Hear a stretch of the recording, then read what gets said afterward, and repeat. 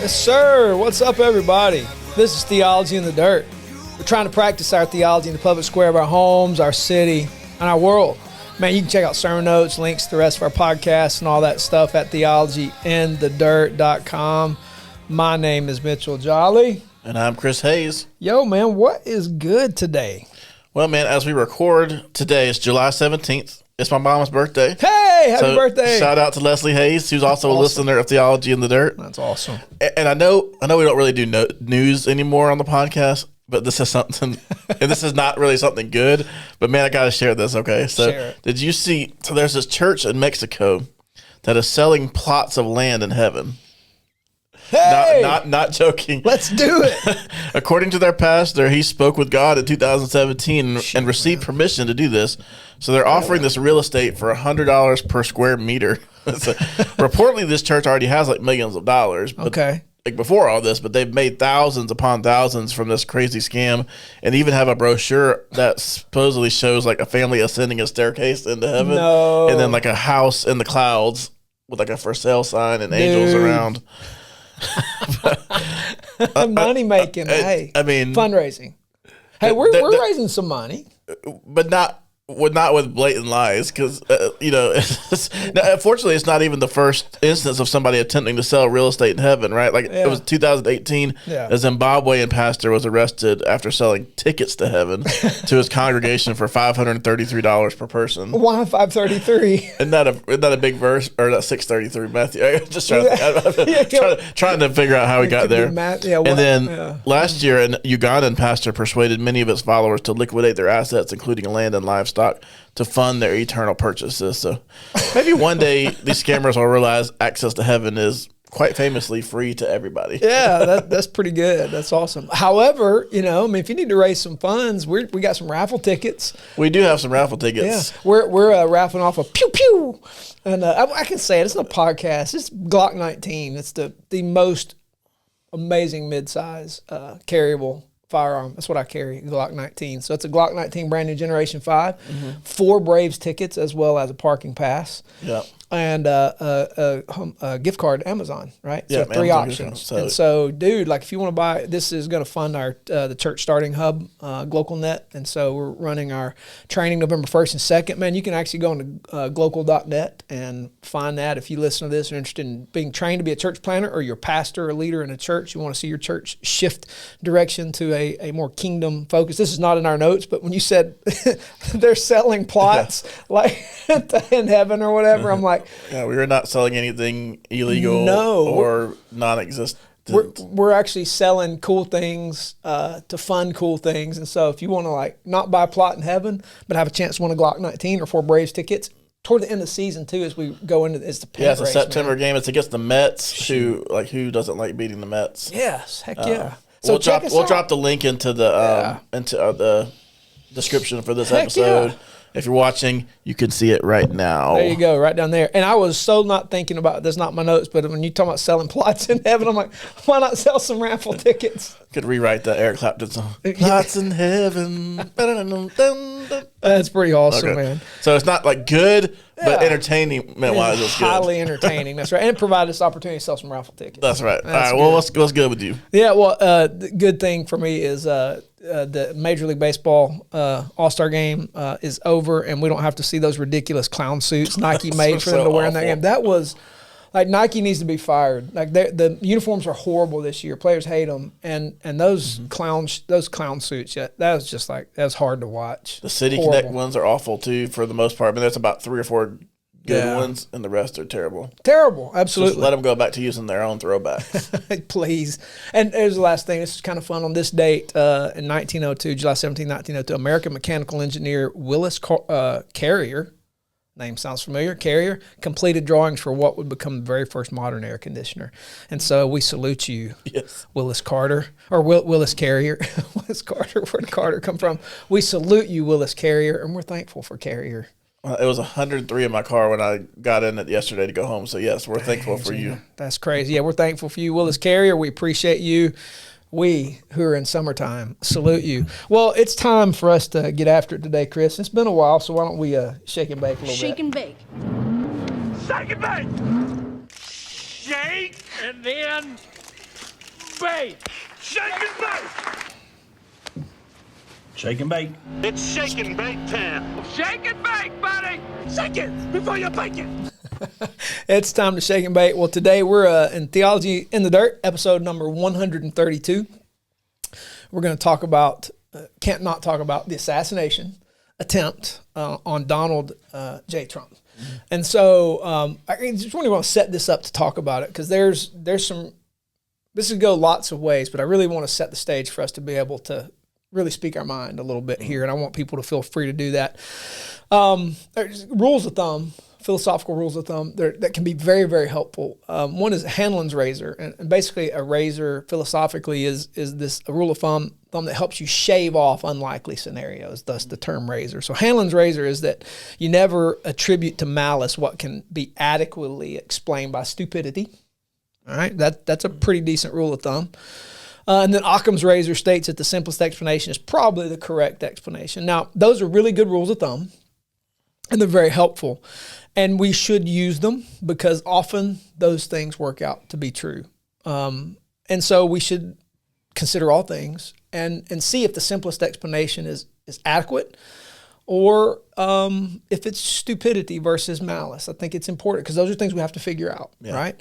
But it's also necessary to consider all things. Mm-hmm. So Hanlon's razor, Occam's razor is not for us to have justification to choose the simplest or stupidity just because maybe they're more convenient.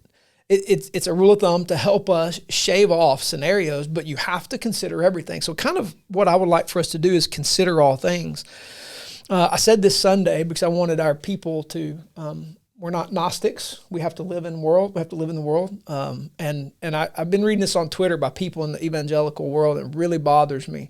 Guys that we would respect. I'm not going to call their names because my goal is not to call them out. But they talk about having heaven in us and not the earth and choosing heaven over the earth. And I'm going, that's a bad eschatology. We live in creation. And heaven is not up in the sky somewhere. We're not Gnostics. We're not just spiritual beings with no bodies. Before sin entered, God made us in his image, and I believe theologically that means the image of the eternal Son of God, Jesus Christ. So our form, our physical nature is made in the image of God, and it's holy and it's being restored. There is going to be a resurrection of the actual physical body. Heaven is not up in the sky. It is a completely restored earth in which we will dwell forever and it won't rot anymore. And so the idea of separating heaven and earth is just eschatological garbage. We have to live in the earth. The kingdom has come and it is restoring all things. In fact, the Bible says we are new creations. We are the first fruits of the whole new creation. And so I said this Sunday, and the reason I said this is because we have to live in this world and we can't just pretend like it didn't happen and on Sunday morning just never say it. Right. And we can't not say it on this podcast because we have to live here. We have to consider Occam's razor. We have to consider Hanlon's razor. We have to consider this assassination attempt because it happened in our country. And the thing I said that's very important, we cannot just apply the gospel and say everybody needs Jesus and ignore the fact that we may be told things that aren't true. So we do need people to come to faith in Jesus. And if folks don't turn to faith in Christ, they're going to go to hell.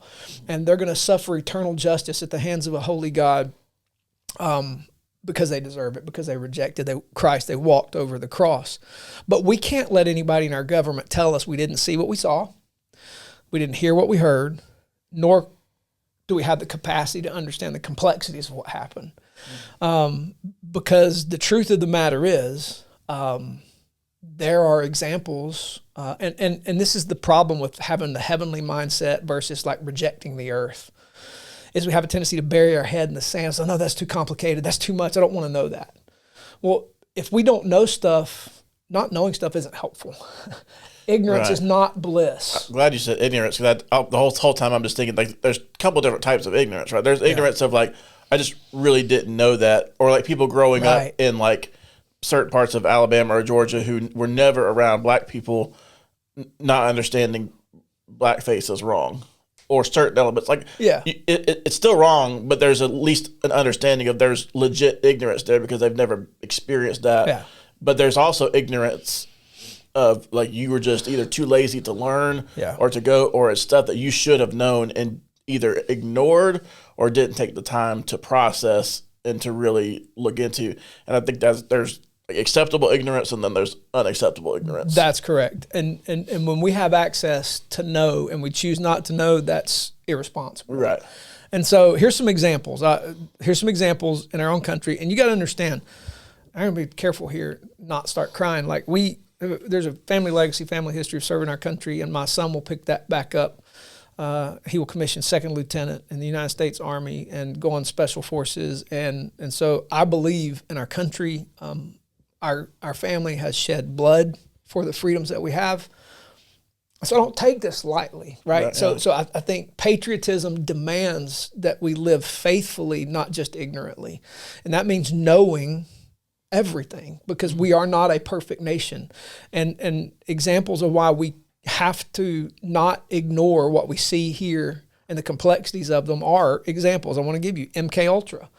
MK Ultra is reality, and if you as an American citizen do not know about MK Ultra, you need to dig. MK Ultra was an illegal human experimentation program undertaken by the CIA, in which they developed procedures to use various illicit drugs, particularly LSD, to get confessions and weaken people, to force confessions out of people through brainwashing and psychological torture. It began in 1953 and it was stopped in 1973. So from 53 to 73, MK Ultra used numerous methods to manipulate subjects, their mental states, their brain functions, and used covert administration of psychoactive drugs and other chemicals without the subject's consent. They used electroshock, hypnosis, sensory deprivation and isolation, verbal and sexual abuse, in order to figure out what they could get out of humans. And some of these people were just taken and done. This was done to. That happened. That's reality. Tuskegee experiment. The Tuskegee experiment's one that just like I feel my blood boil when I think about this. It was started in 1932 when there was no known cure for syphilis. They recruited, by the promise of free medical care, 600 African-American men in Macon County, Alabama, who were enrolled in the project. And the study was, the purpose was to study the full progression of syphilis.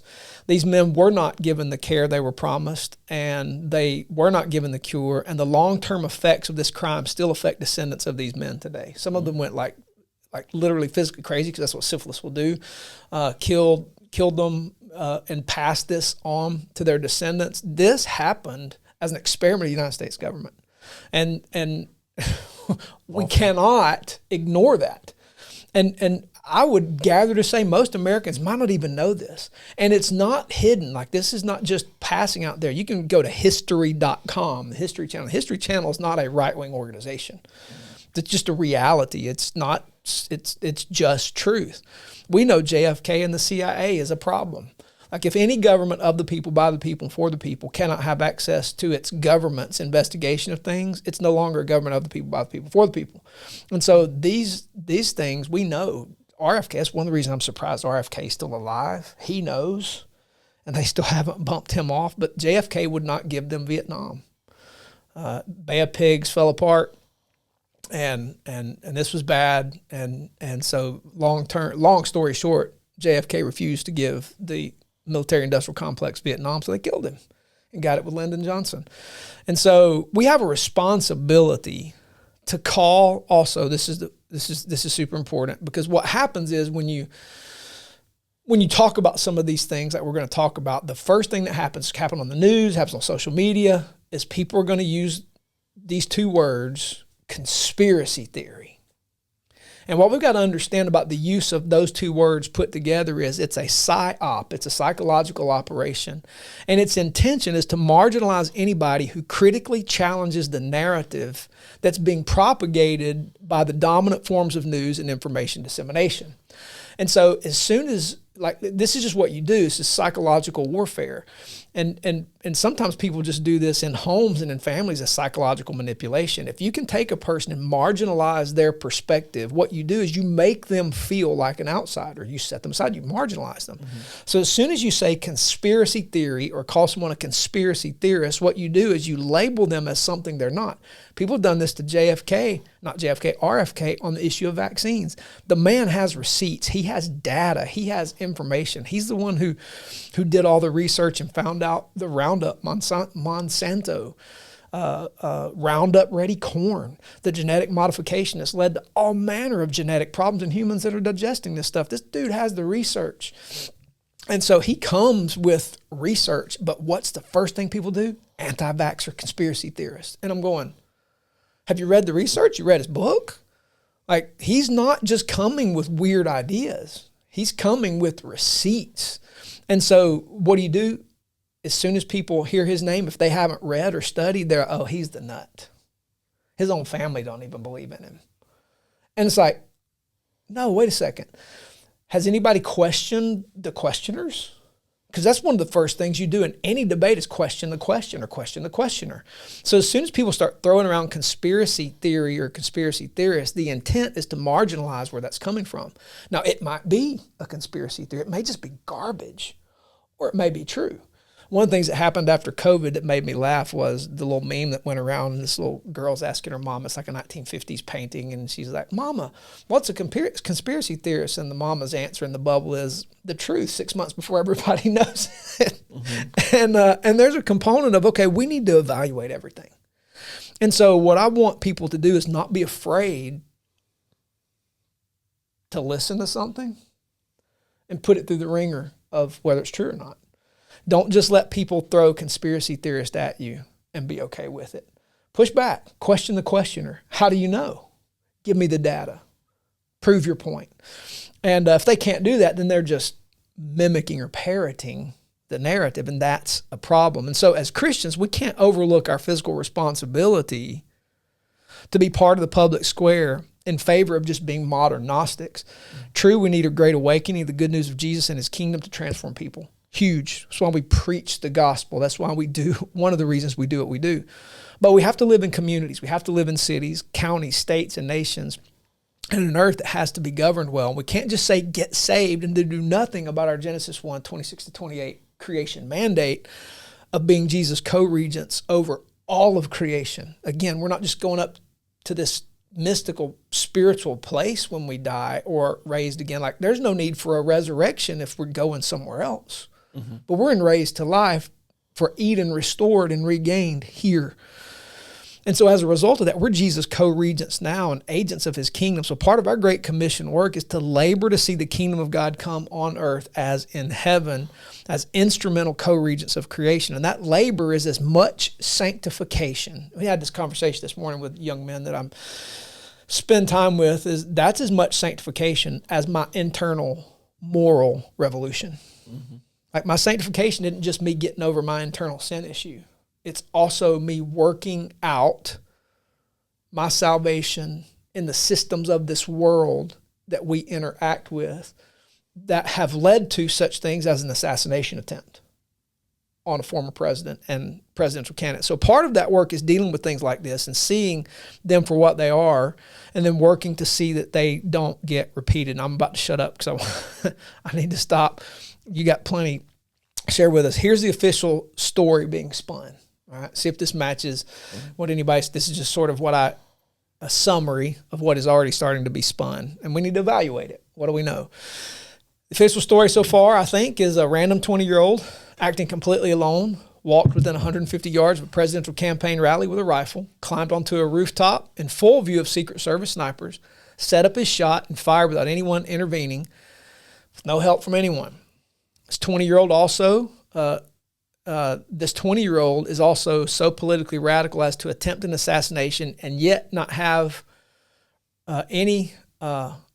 posted anything of political writing on any social media or commentary in his life. He also didn't write any letters or manifestos, didn't leave behind anything. There's no indication about why he did what he did. His last and only political act before attempting to kill the Republican candidate was to register as a Republican.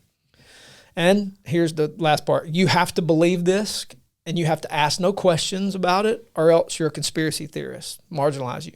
And one thing we know about assassination attempts is there's never, ever any conspiracy involved.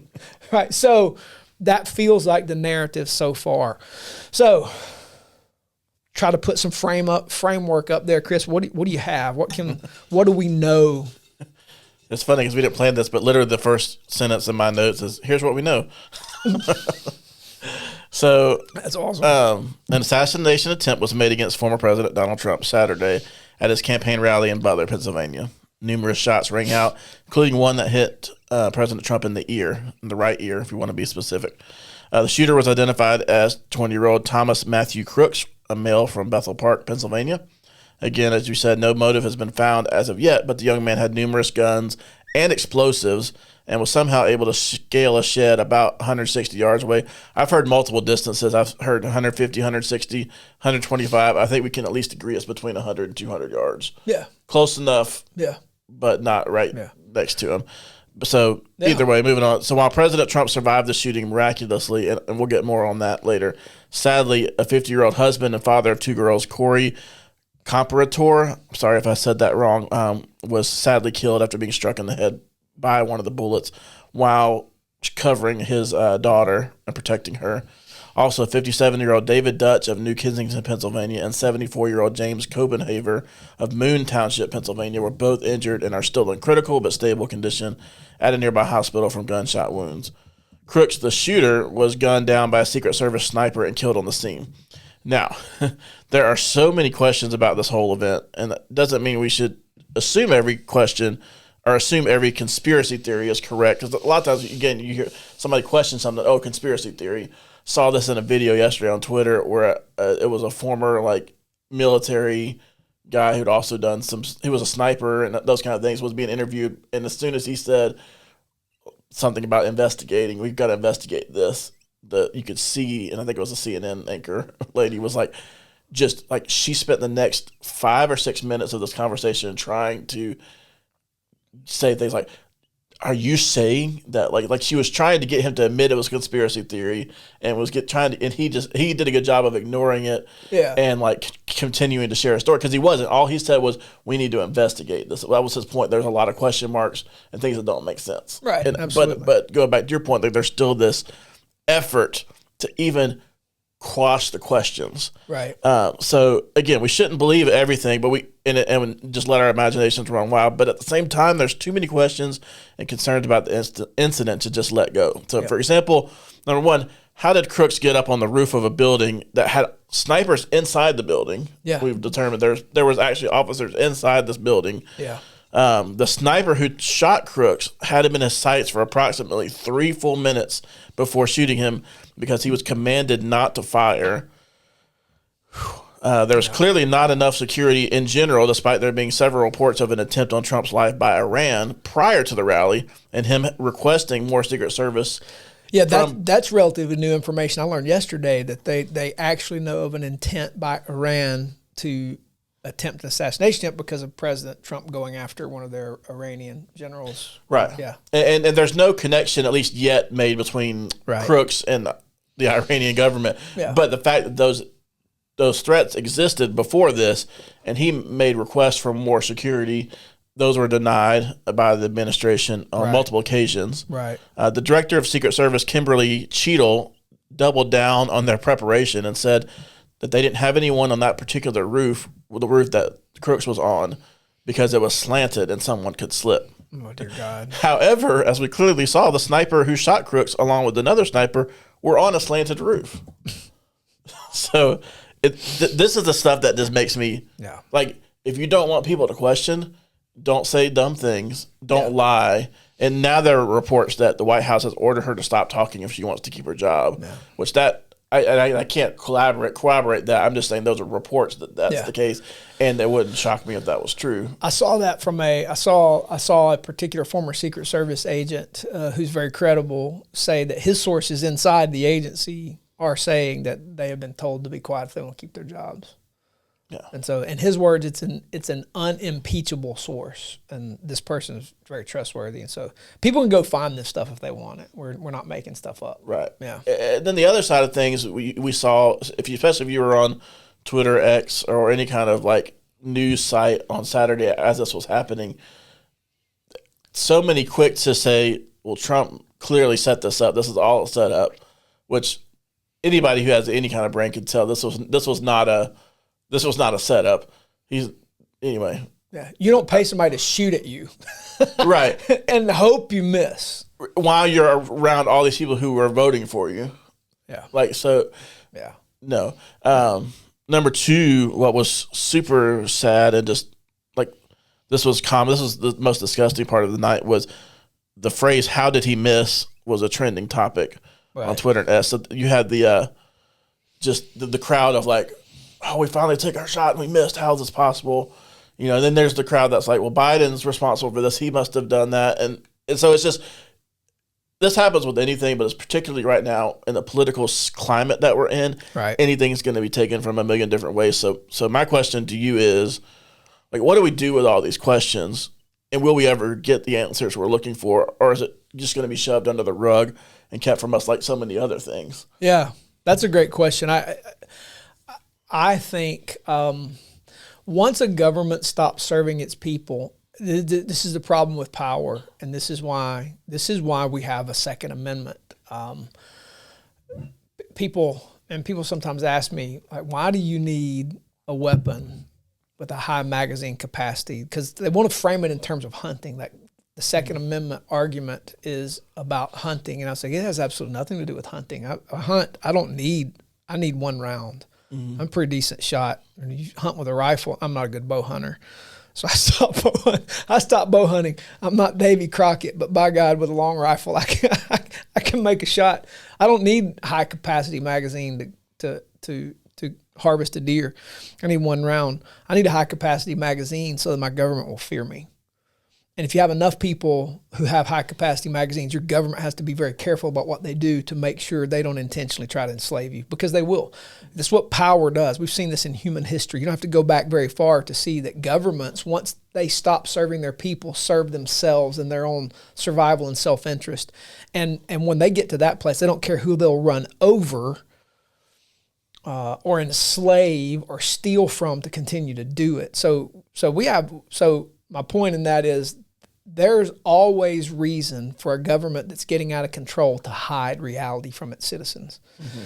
And so I say that to say we're at a pivotal point historically in which we have an opportunity to see some resetting happen before, unfortunately, historically, it gets violent. Because, you know, if you're a student of history, and I've said this multiple times, read The Fourth Turning, and then The Fourth Turning is here, just this unpacking of history. It's a fantastic history.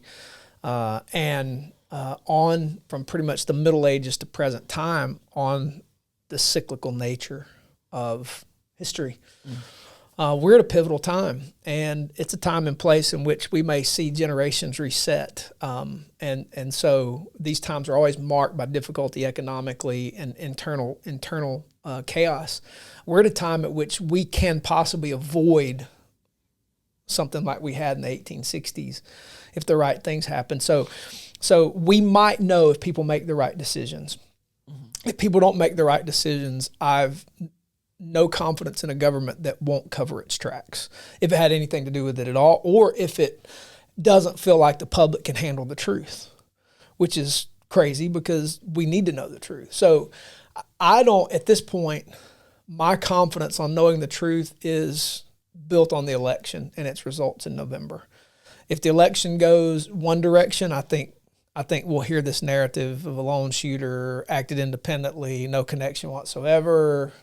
Forget it happened. Nobody, no political figure died. We lost one person and two people were critically wounded, but, thank God nothing else happened, and they move on. If the other party wins, I have a feeling there may be lots of uncovering, which could be very good. There are things we need to know. And so I don't know, Chris. I think, again, it depends on the election and the results of the election. And it could go one way or the other. And we could know the truth. And to be very fair, even if it went the direction, let's say Trump wins, there may be powerful forces that may prevent him from telling the truth. That's one of the things, this is not our topic today, but the Chevron doctrine that was overturned by the Supreme Court a few weeks ago. Did you read on the Chevron doctrine? This, I think it's 1984. Basically what the Chevron doctrine did was allow agencies underneath congressional rule to interpret law that wasn't clear. Mm-hmm. So if Congress established, if they passed a bill, became a law, agencies could then, if it wasn't clear, interpret it however they wanted to interpret it, and they've been able to get away with all manner of things, which has created what is referred to by people who want to, the deep state, but then people want that conspiracy theory. Well, the deep state exists because these agencies, three-letter agencies, can interpret laws that are unclear however they want to with no responsibility up the chain to be held accountable. So when the Supreme Court overturned the Chevron doctrine, what that did was now, number one, Congress has to write clear law. Duh. It's what they're elected to do. They should be doing it. And now these agencies can't just go do what they want because things are unclear. They're going to be held accountable. And so that's a big deal. And so with the Chevron doctrine overturned, we now have the capacity with the right administration to hold people accountable. And so that's my hope, that the next president will be able to go in and say, let's get to the bottom of this. And hey, all you people hiding in the deep state, because this is what they say. The president is just a 4-year employee. He's temporary. He's going to be gone in 4 years, maybe 8 at the max. But some of these guys are lifers in these agencies. They have black budgets, and you don't even know they're on the payroll, and they're running things. And so if the right person gets in with the Chevron doctrine overturned, we can know the truth. If not, who knows? It's like if you and I were in the woods and the bear started chasing us. I don't have to outrun the bear. I just have to outrun you. Like a lot of these agency leaders are that way. Like I don't have to. I could just bide my time and wait it out. 8 years is nothing in a 30-year career. No, nah, not when you're doing the work that they're doing. Yeah, that's right. I can't help but think as you're talking about that, how eerily close that is to what's happening in the church. Think about how many denominations are looking at scripture that's maybe not super clear, and we're just making an interpretation and running with it. Right. And then we've got pastors who are preaching on it, and people who are just blindly following, listening to that, and going with whatever they say because they're the truth tellers and they're in the position of authority. So we just trust whatever they tell us, rather than using our brains and saying, this doesn't really quite feel right. Maybe I should go and research that myself.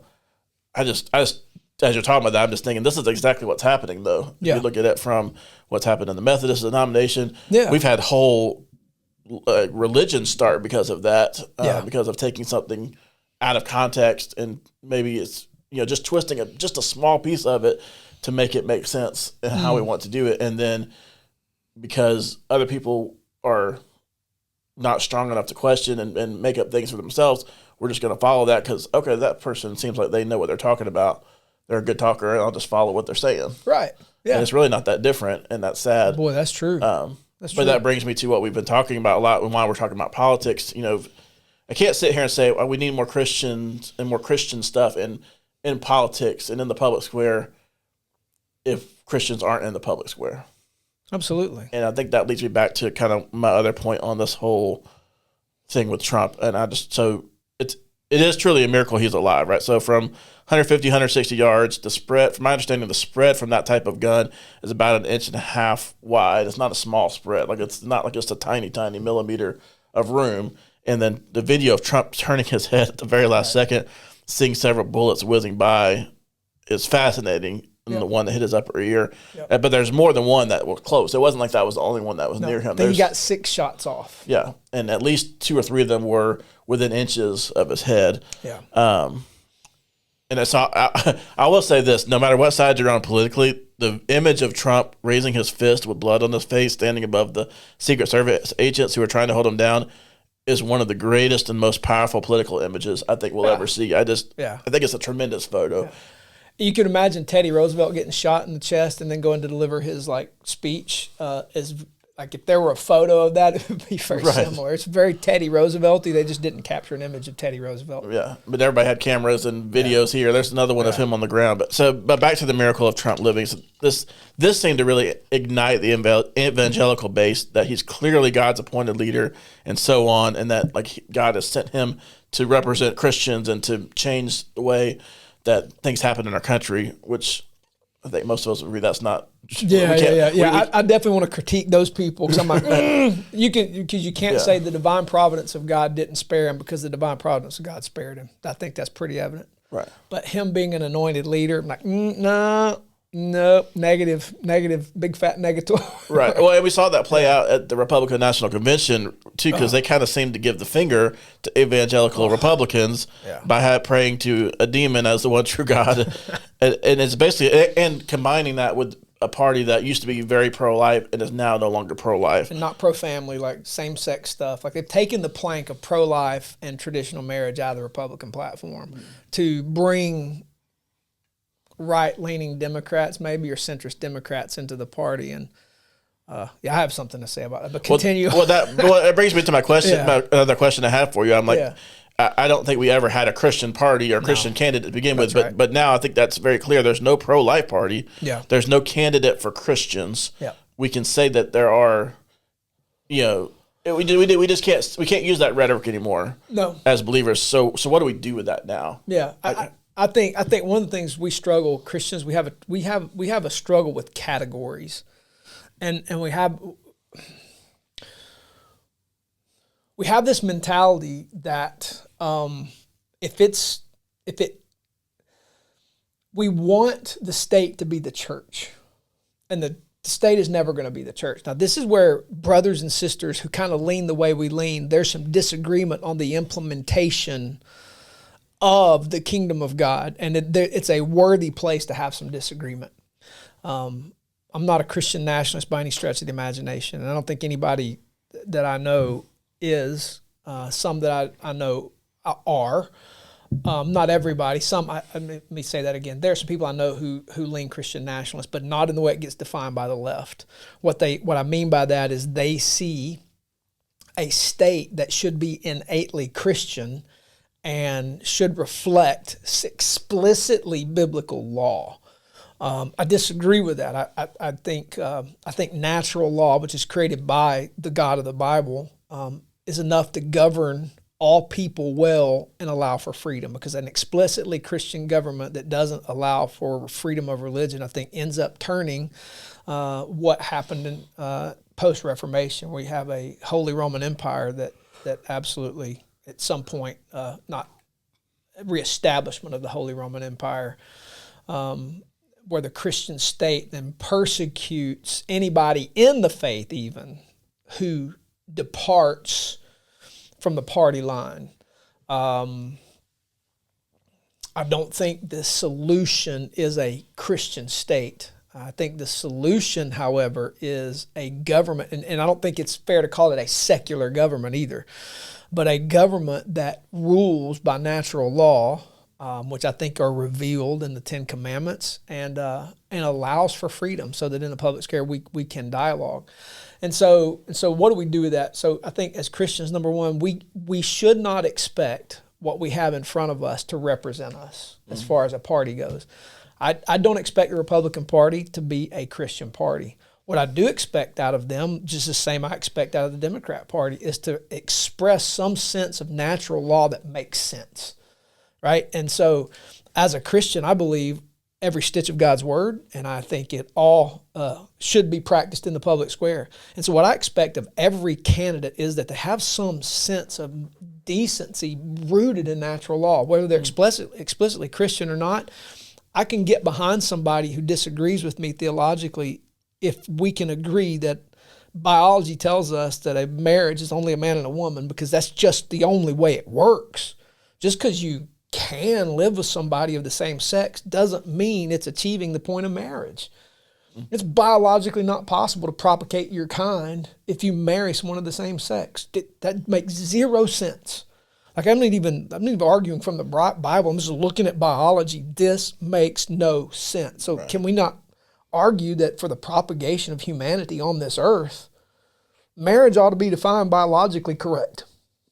You see what I'm saying? Which our current president believed not that long ago. Yeah, he believed not that long ago. President. Yeah, and now, right? So it doesn't fit the party line anymore. Doesn't fit the party line anymore. And when it comes to life, like no, humans only produce humans. Squirrels produce squirrels. Cows produce cows. So from fertilization all the way up to death, a human is a human is a human, and therefore all stages of life should be protected and cared for. That's life. And so you don't have to be a Christian to see that that's important. That's just biology. That's natural law. That's called the Bible in Christian theology. We call that general revelation. God wove these things into creation and they're evident to mankind. So what I expect of any political party is just look at natural law and can we live by it? And then we can get into the nuances of the execution of that. That's great. That's good public debate. So right now what we have, I'm not surprised the Republican Party is doing that because it's an issue of power. They need numbers to have power. And so I'm not surprised. Now, this is where I struggle. I don't get the refusing to vote because that turns into like, what are you expecting? I mean, is that yanking God's chain and saying, well, if I refuse to vote, maybe God will work a miracle and make the best option win? I don't know. I don't know. That makes no sense to me. So my point in that is just because the Republican Party has taken planks out of its platform that I agree with doesn't mean I still don't see them as the best option between the two. Does that make sense? Right now. Yeah, right now. That could change. That could change. There could be a rise of a third party that has a grasp on things, but the way our current system is set up, it's going to always reject a third party. Yeah. And so that's a different podcast for a different time, is what do you do in a system that's two parties that leaves us with limited options? That's a great question. It's what RFK is doing. So all that to say is I think the Christian response isn't or shouldn't be, I refuse to vote. And I know there are going to be brothers of mine who are going to disagree with me on that. But I think what we do have to do is which one of these are a better option? And the whole thing is the lesser of two evils is still evil. Yeah, but I have a responsibility as a citizen of this nation to play a part in getting the best I possibly can out of my government. And as a Christian, that's never going to be at this point the blue party because they are so far unhinged in progressive ideology. There's no shot I will vote for anybody in that progressive platform. But at least in the platform that Donald Trump and J.D. Vance represent, there are some things I can get behind and that are better for us than the other option. And so when I look at the two options, there's one that's clearly better than the other. And again, I know people may disagree with that. Like I'm telling them to vote. Well, I'm not going to say this on Sunday morning and say it on the podcast. I think there's a better option for us as Christians. I don't agree with them on everything. If I had the chance to sit down across from them, I would tell them, and I'm a nobody. But if I sat across from Donald Trump, I don't care who you are, I'll tell you you're wrong here and you're wrong here. And don't call yourself a Christian if you're going to hold this as a platform. Like, buck up. Have a spine and say, no, this is what we're going to stand on. But I'm a nobody. But I will say to our people, don't view it as choosing the lesser of two evils. View it as being a responsible citizen to get the very absolute best out of my government that I can get right now. And let's live to fight another day. And let's get this 4 years going and let's look how we might reset and do something greater and better. I think you have to have a long-term view, and it's not just win right now. It's win for the long term, and I think one is a better win right now. I think that's a difficult ask because of the way our culture is so right now focused, and I think that's part of the issue. Is it should be long-term, but for the most part, we are incapable of that. Yeah. And to some of that, I think that's okay when it comes to presidential. Like some of that should be focused on the next 4 years in some areas. Sure. But not as a driving force of why we're voting and who we're voting for and what we stand for. Sure, absolutely. But you can look at the next 4 years, and then we have the unique opportunity right now that's very rare where we have resumes. Yeah. Like both guys have been president. Yeah. And so we can look and see there's like history is more likely to dictate the next 4 years than all of a sudden they're going to just be something that they haven't been. 100%. Absolutely. Well, let me share with you these are some of my observations. These are things that I see. The first thing is 150, 200 yards is an easy shot with a long rifle, AR platform, or any other long rifle. So he had an AR platform. And this is a side note. Oh, it just bothers me because we have multiple. We've built we have guns. We have multiple safes in our house with multiple weapons, and we have ARs that we built. And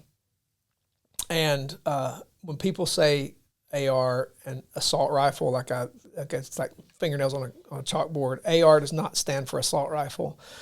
I pulled this knife out of my back pocket. It's an assault weapon if I stab you with it. Right. AR does not stand for assault rifle. AR stands for Armalite. It's a platform on which a certain round is delivered. So please, if people don't be ignorant and say AR equals assault rifle. If I use a musket, and we actually have some black powder rifles in our arsenal for fun. If I put 150 grains and put the wadding in and put a musket ball in that and shoot a person with it, it's assault. It's an assault rifle. It's one shot. It's a musket ball, but it's still it's an assault weapon at that point. AR stands for Armalite. So anyway, that's a sub point. But with an AR or a Browning 700 BDL or I'm sorry, Remington 700 BDL or some kind of other platform of delivering a 308, a 223, whatever round you're shooting, 200 yards is not a hard shot. In fact, that's kind of elementary. You still have to think windage and elevation a little bit, but there's not a lot of dope in your scope you need to do at 200 yards. In fact, if you know your rifle well enough or you've shot it a few times, you can adjust without messing with your optics. It's not a hard shot, which leads me to this. The fact that this kid, 20 years old, got back close blows my mind that he missed. Now, I know there's stories about him not making the rifle team or whatever, but he got 6 shots off and they got really close.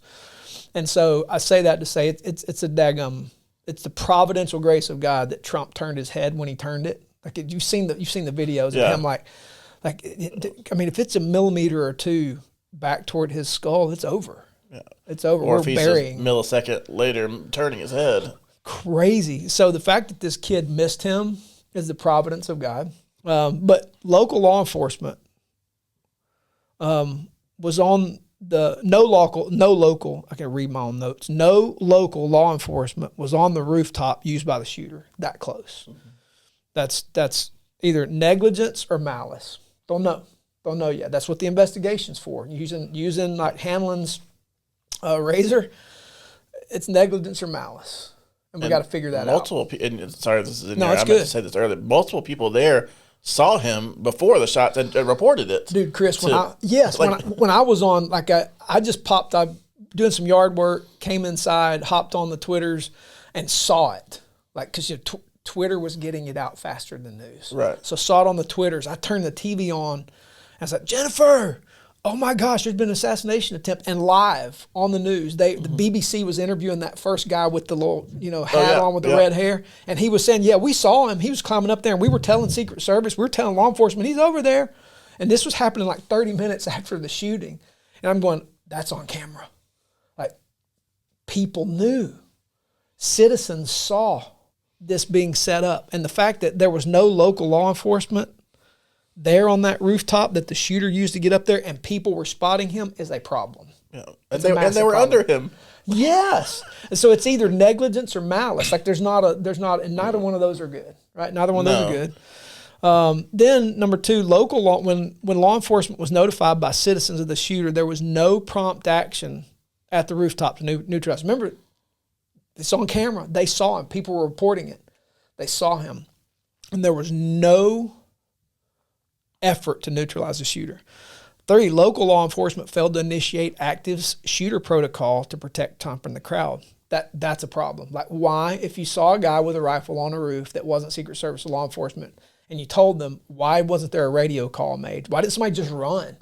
Like, if the radio's not working, communication's not happening, somebody who knew that, run, go find somebody and say, there's a guy with a rifle on that roof. And as soon as they hear that, there has to be get the president off the stage. Yeah. That's protocol.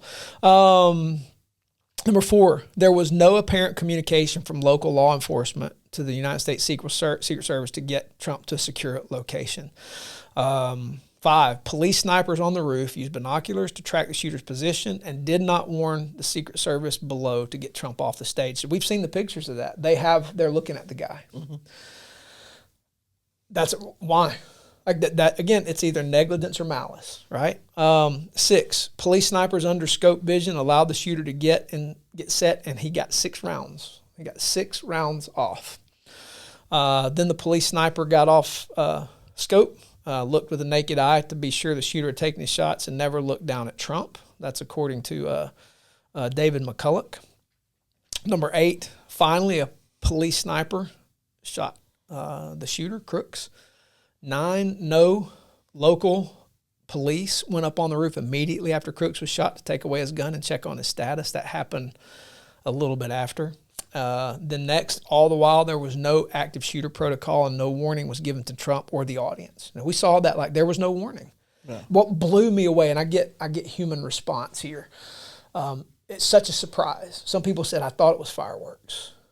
And you know, people like behind the stage, some people started getting down, but a lot of people were still standing up because there was no shooter, get down. It was people standing up looking around. That was the thing that was blowing my mind. And the videos of that I've seen have been twisted to be like, oh, these people knew something was going to happen. Like it was like they're literally twisting all that to make it same thing with the sound on the videos. It's like, well, that doesn't sound like any kind of gun I know. I'm from the hood, and that, right. I know what gunshots sound like, and so and I was like, you know, but I was like, no, that's gunshots. Like people literally. This is before This is kind of at the early stages before we realized somebody had died, 2 other people injured, the president had legit been shot. Yeah.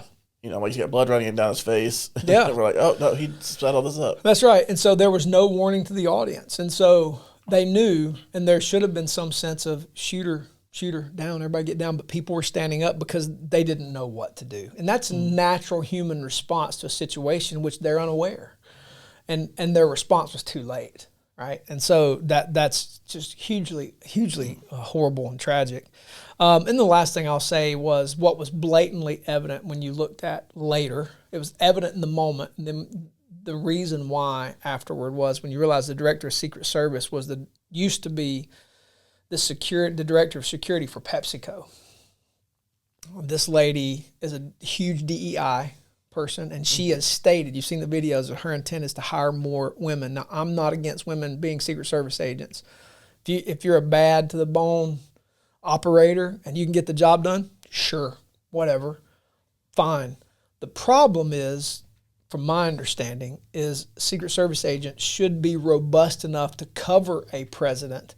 But we had several women who were in his security detail who were shorter than him, meaning he was exposed when they were around him, meaning a shot could still get off and they could not actually be a physical barrier between a bullet and him. That's a problem. Or strong enough to get him down. And you saw that one, bless her heart, she could not holster her weapon. And I get like nerves, all that stuff, but that's the stuff it's trained for or already in place because you hire people who have been trained already, or you put them through Quantico. They know how to function. They have been stressed. They have been tested under stress, and they know what to do. And so what it looked like was you had people who were not qualified to be Secret Service agents on the presidential candidate detail, and that's either negligence or malice. Again, according to Hanlon's razor, I don't want it to be malice. But if it's negligence, my goodness, horrible. And if it's negligence, why do people still have a job? If it's malice, we have problems. And so, but again, Hanlon's razor, it's one of the two. And so what I want people to do is evaluate, but don't let people tell you didn't see what you see, you didn't hear what you heard. You saw what you saw and you heard what you heard. And there's a responsibility for us as citizens to make sure our government does what it's supposed to do. So that's all I got, man. You probably got some Hayes takeaways or questions about anything I observed. Well, from my understanding, and again, this is not 100%, so don't quote me on this, but like from my understanding, the only person who's been like fired or lost their job is the sniper who shot the guy. See, I haven't heard that. You mentioned that the other day. Like I said, I haven't confirmed that. I've seen that reported multiple times that he was. Why would they fire him? He lost his job because he was commanded not to shoot. Oh, and he said it? Is that why? That's what he said. Really? And again, that's speculation. I'm not claiming that. Okay. But correct me if I'm wrong, Secret Service agents, typically, these aren't like people who are beat cops for a couple of years. Like, these are typically like Marines, retired Navy SEAL. Like, they're at least have been through some sort of level of successful either military or maybe high level SWAT police officers. Well, I know the FBI and I know local police have higher training than beat cops are well trained also, but there's like even the FBI has a special operations task force, and local law enforcement have SWAT teams and they're specially trained, but there's an opportunity to climb through the ranks for those. So sometimes local law enforcement who's distinguished themselves have been highly trained, and then they're put through special training to become a Secret Service. I know to become a Secret Service agent in the past is not easy. And a lot of those guys are retired military, and they have combat experience, and they've been highly trained. I think that has softened some over the years. But in that instance, from what I understand, the Secret Service had the inner perimeter, and local law enforcement they partnered with have the sort of medium perimeter. And so it looks like that where the breakdown happened was with local law enforcement and communication with the Secret Service. And the question is why. And again, is it negligence, incompetence, or malice? And so, but you mentioned that the other day, but I haven't seen where that guy actually has been fired or if he resigned. That would be something for us to dig into a little bit. Yeah, I'd like to find more. That's why I wanted to clarify my statement. I don't know that for sure. That's just what I've seen from multiple places. But yeah, I mean, it's a huge gaffe at best, and it's by a lot of people, and really their only job there was to prevent that. Yeah. So that's a big question mark. Big question. But you got some Hayes takeaways. Let's get some Hayes takeaways. We could talk on that stuff forever. Yeah. We'll go quickly through these today. Number 1, violence is never the answer, and we must condemn that wholeheartedly. Number 2, pray for the families of the victims as well as the shooter. I can't imagine what they're going through. Number 3, just because Trump survived doesn't mean that he's somehow the Lord's man to lead our nation. He might be, or he might end up winning, and the Lord may have saved him for a reason. But we must be careful not to put a savior complex on him or any politician for that matter. Number 4, avoid conspiracy theories, and I mean like legit ones, and avoid trusting mainstream media for truth because they've proven to be untrustworthy. So seek out facts, and if something smells funny, it's probably worth asking questions and investigating further. Number 5, and this comes from what you said about it Sunday morning, Mitch, but don't let anyone tell you that you didn't see what you saw or hear what you heard. We were given brains and the ability to process complex information and use critical thinking to determine our own conclusions. So use your brain. And then finally, just continue to pray for our nation, our leaders, and for the gospel to go forward. Absolutely. Something you said there I do final comment on is, and I didn't say this and should have, I do feel deeply for the parents of that young man, because what they will be faced with is, one, the loss of a son. I mean, I can't. No. He will not be mourned except by them. They will put him in the ground when they get his body back. If they get his body back, they'll put him in the ground. They'll do it alone. They'll mourn in shame, and they will likely have no questions ever answered. And so that's horrible. And they'll be treated differently for something that they had nothing to do with. Yeah, they will probably have very few people who will be able to mourn with them or will mourn with them. They'll probably actually be ostracized.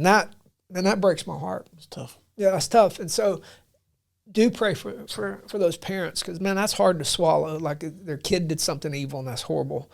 But they didn't do it. At least as far as we know, they didn't do it. And but they will reap the whirlwind of what that young man sowed or did. And so, yeah, do pray for them. But, guys, hey, we hope this has been helpful to you.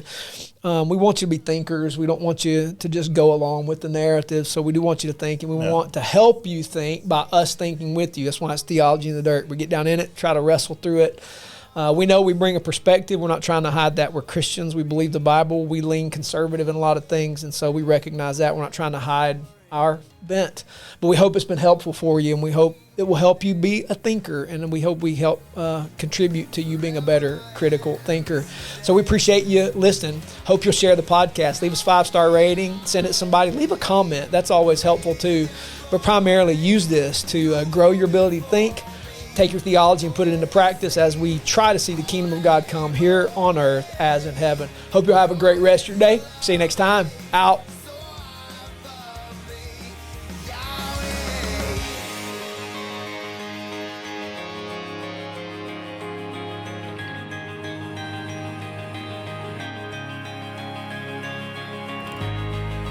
Take me